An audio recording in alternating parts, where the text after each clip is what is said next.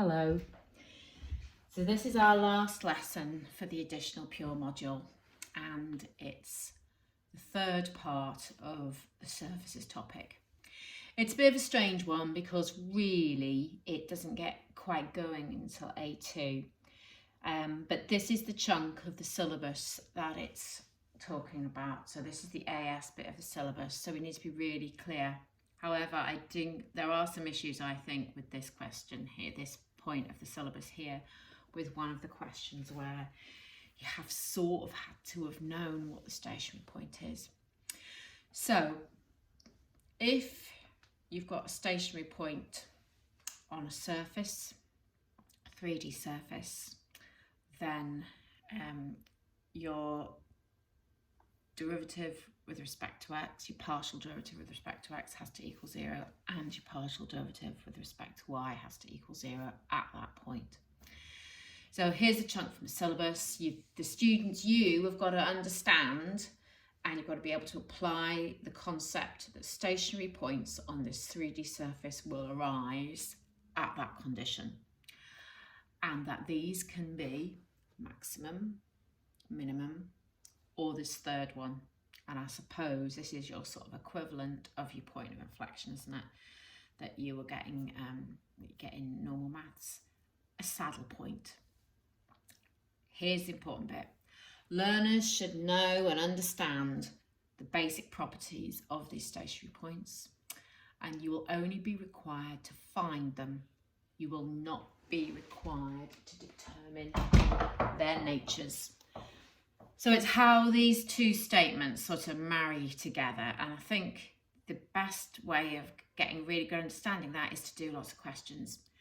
The textbook isn't great on this, so I think integral, and you have got your integral booklets, I think integral is better.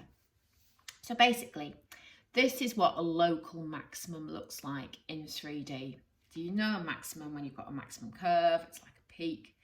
So here it is in 3D. And this is what your minimum looks like in 3D.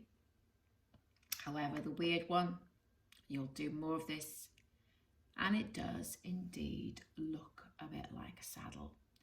So what you've got is it's just really weird, isn't it, in 3D? So you've got this minimum in that direction, and then you've got this maximum in that direction, if you can see that. That's the weird thing about your saddle point. But you've just got to sort of know that it exists. Okay, it's quite a lot of information about your stationary points here. Again, I think I've taken this from integral. So your stationary points are points where the gradient is 0, and again, 3 types. I think you need to know this idea here, okay? Okay, I think this is quite important for AS as well. So even though, and obviously they're talking about point of inflection here, which they're then going to link to your saddle point, I think it's important that you understand these definitions that are in the brackets. Okay. Again, I think this is important. Local maximum point on a surface, the value of Z decreases in all directions. And it's like the top of the hill. Minimum, it's like the bottom of a valley or a hollow. Here's this link, this weird thing, the saddle point. The value of Z increases in some directions and decreases in the others.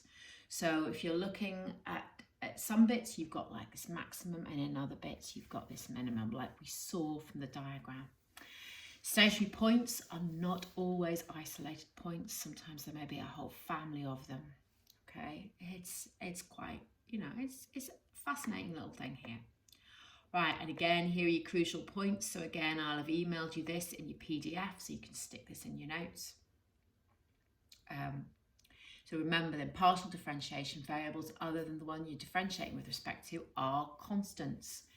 Remember, for a stationary point, both partial derivatives of got to equal to 0. Now this is going to open it up to doing quite a lot of algebraic work. And so the more of these questions that you practice, the better.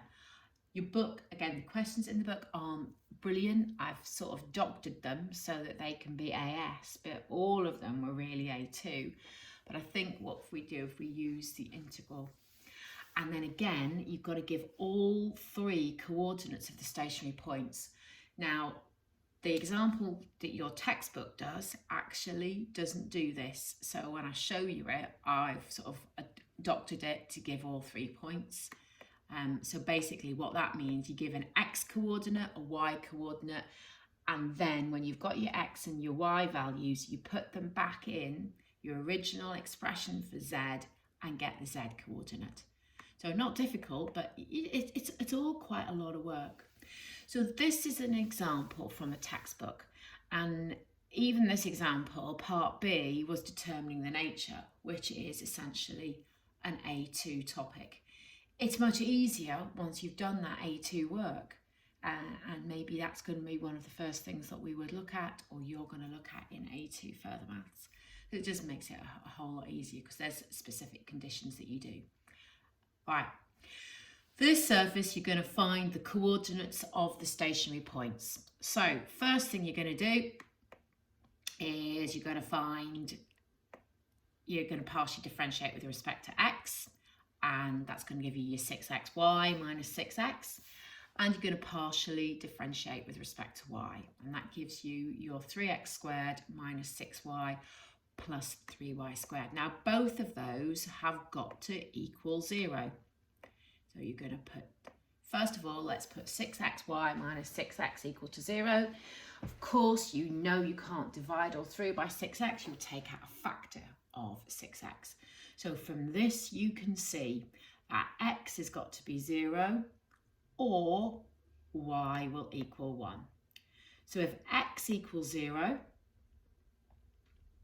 okay, so you also know that your f of y has got to equal 0. So from that, you can substitute in, and again, this can be a little bit fiddly. We're going to substitute in x equals 0 to this, giving us this expression. We've taken out a factor of 3y. So if x equals 0, you're either going to have y equals 0 or y equals 2. So this was their attempt at your stationary points from that. But of course, you know that you must give a stationary point with an x, a y and a z. So all I've done is I've put x is 0 and y is 0 back into there to get z. And then I've put x equals 0, y equals 2 back in to get z as minus 4. You might want to check those. Right, your next bit. Y could have been 1.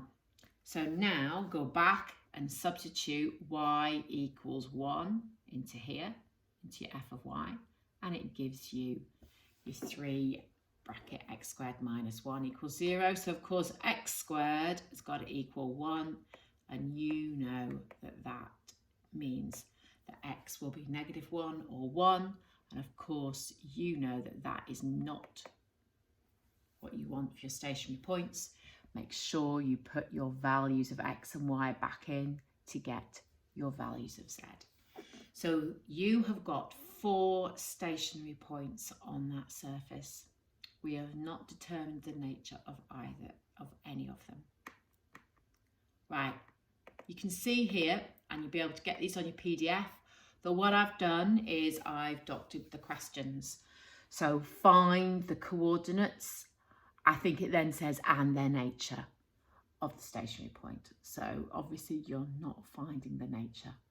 Now you should be able to differentiate all of these with your skills, simply because you couldn't differentiate them at the moment in normal maths fully, because you can't differentiate products or you can't differentiate combinations of x and y. But in this topic with partial differentiation you can, because you're making x the constant or y the constant.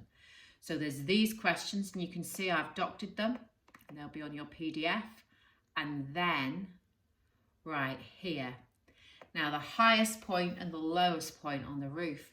So if you can think about what, although you're not determining the nature, you can see in 3D coordinates what your highest and your lowest points are going to be. It's going to be to do with your value of Z, aren't they? And then again here, there's a surface question there for question 9. So these are from your textbooks that I've doctored. Again, feel free to pause the video. And then I've got the answers. Now the answers, obviously they do that annoying bit of proof, but they do have the nature of the stationary points there, which you haven't been asked to show. And they're your answers. So again, they will be on your PDF. That's it. We finished.